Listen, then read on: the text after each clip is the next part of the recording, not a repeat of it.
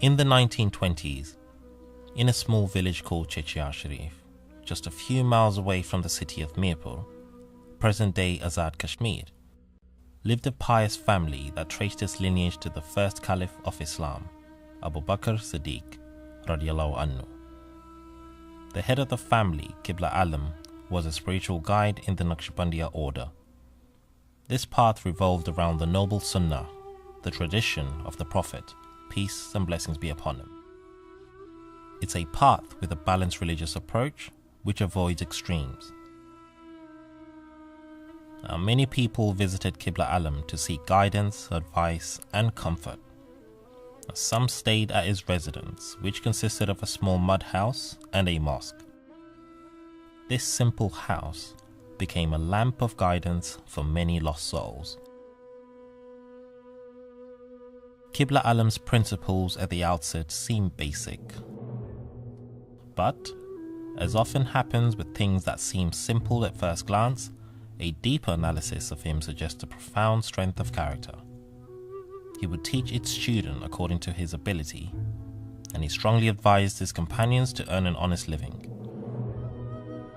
He was a very independent-minded person and expected his companions to have the same characteristics.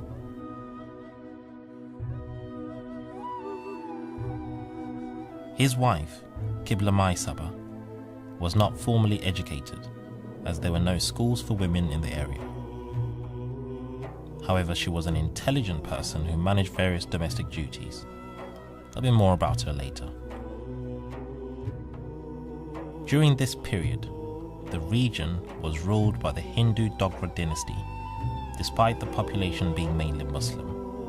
In this same period, Muslims lived with Hindus and Sikhs in relative harmony. There was common ground here. They shared a mutual culture, but practiced different faiths. In the early 20th century, the region was in the grip of poverty, lacking basic facilities such as electricity, roads, or other modern amenities. Almost everything was done manually. It was into this social and economic context that the subject of this book, Hadrat Sahib, was born.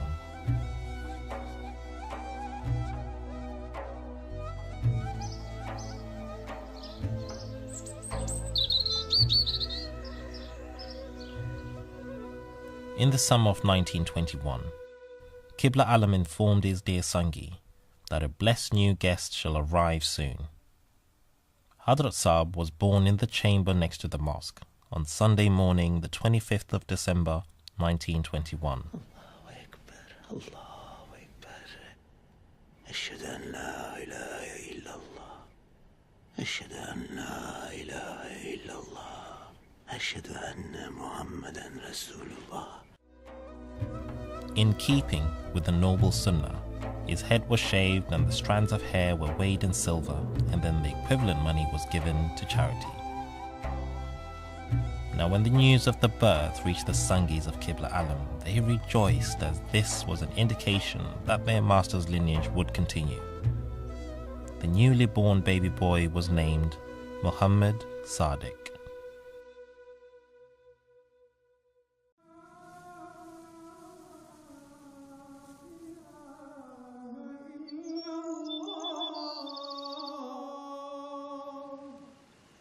Hadrat Sahib's early childhood is one of love and devotion. He grew up in a modest but pious environment with loving parents and kind-hearted Sangis. According to the family tradition and the culture of the time as well, Hadrat Sahib began his education at home with his father at the age of 4 years, 4 months and 4 days. He was a very bright child and he learned the Arabic alphabet in a few days. So his father began to teach him the Holy Quran in Arabic.